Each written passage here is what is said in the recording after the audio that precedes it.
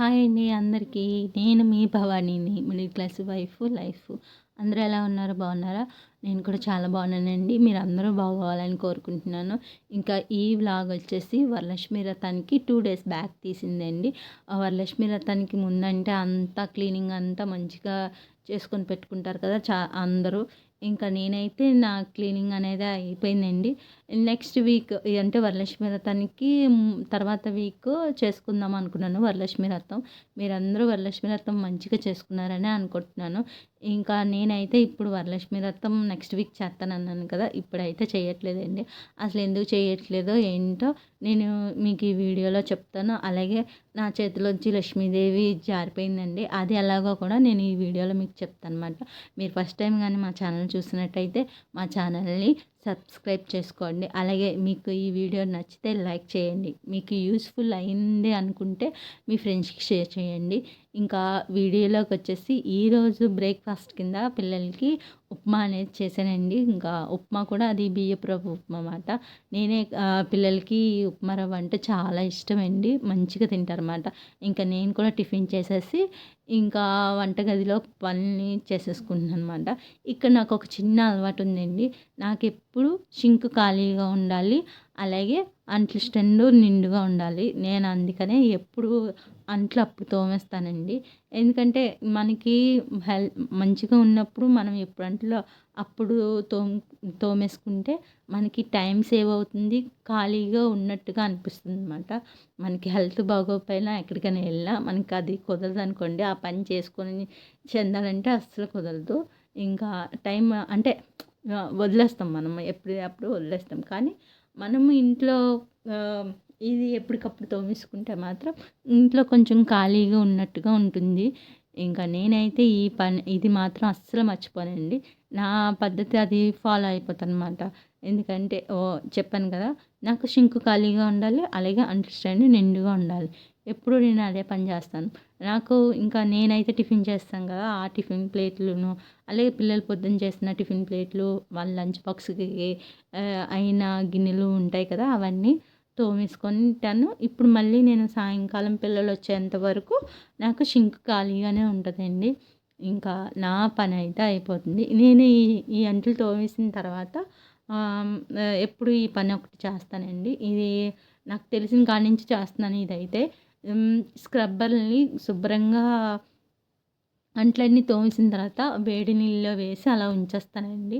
ఎందుకంటే గిన్నెల్లో ఉన్న జెర్మ్స్ అనేవి ఆ స్క్రబ్బర్‌కి ఎంతో కొంత పట్టుంటదండి. మనం ఎంత క్లీన్ చేసినా సరే ఆటిలికి పట్టుంటది. అందుకనే నేను వేడి నీళ్ళలో వేసి ఉంచేస్తానమాట.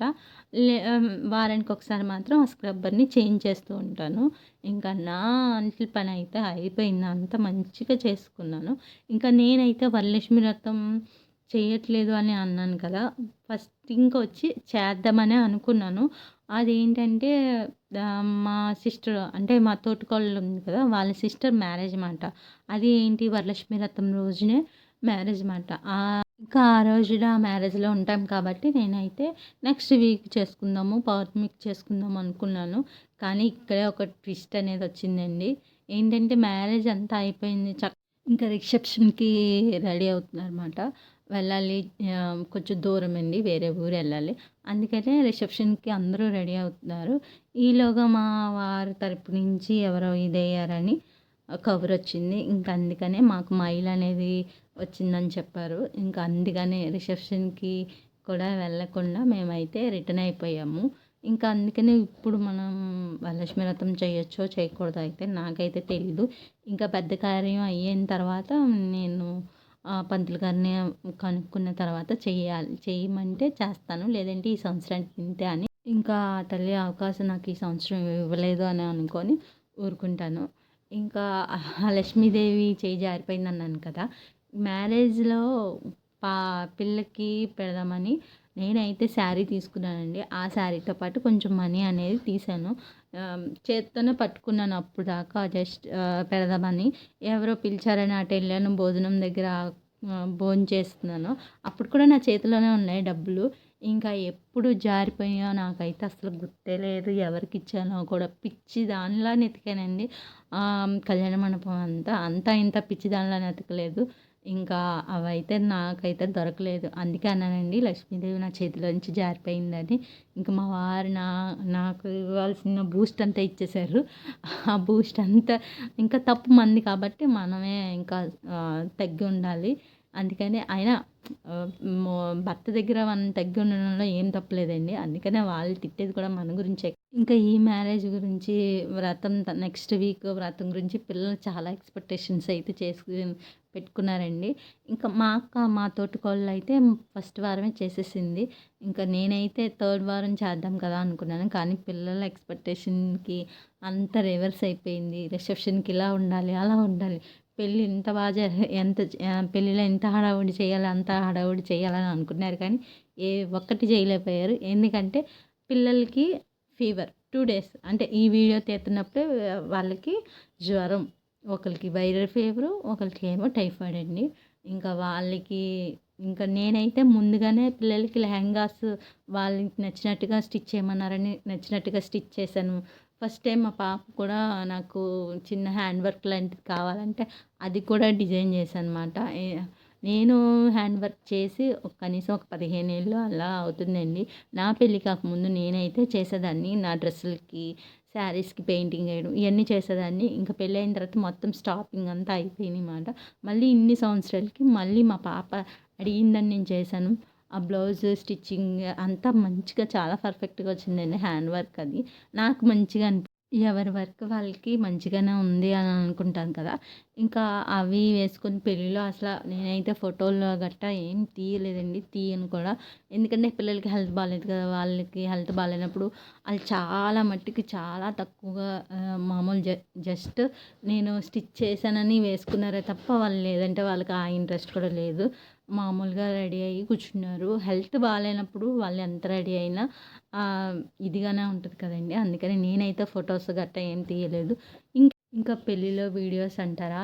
వీడియోస్ అయితే ఏమీ తీయలేదండి. ఇంకా ఎందుకంటే కొంతమందికి వీడియో తీస్తే నచ్చుతది. కొంతమందికి కనిపించడం నచ్చదు కదా! అందుకని నేనైతే వీడియో అయితే ఏం తీయలేదు. జస్ట్ మామూలుగా ఆ పిల్లలకి బాలేనప్పుడు కూడా మనం వీడియోస్ తీసుకుంటూ పెట్టాలంటే నాకు అంత ఇంట్రెస్ట్ లేదండి. నేనైతే తీయను కూడా. ఈ వీడియో అయితే ఏం తీయలేదు. మ్యారేజ్ వీడియోస్ కూడా నేనేం తీయలేదు. అందుకనే లెహెంగాస్ అవి ఇంకెప్పుడైనా పిల్లలు రెడీ అయినప్పుడు పెట్టడానికి ట్రై చేస్తాను. ఇంకా వాషింగ్ మిషన్‌లో బట్టలు మాత్రం అయిపోయినాయండి. అవి కూడా ఆరేసేద్దామని తీసేస్తున్నాను. ఇక్కడ వాషింగ్ మిషన్‌లో మనం బట్టలు ఎలాగా ఒకదాని తర్వాత ఒకటి వేస్తామో తీసేటప్పుడు కూడా అలాగే ఒకదాని తర్వాత ఒకటి తీయాలండి.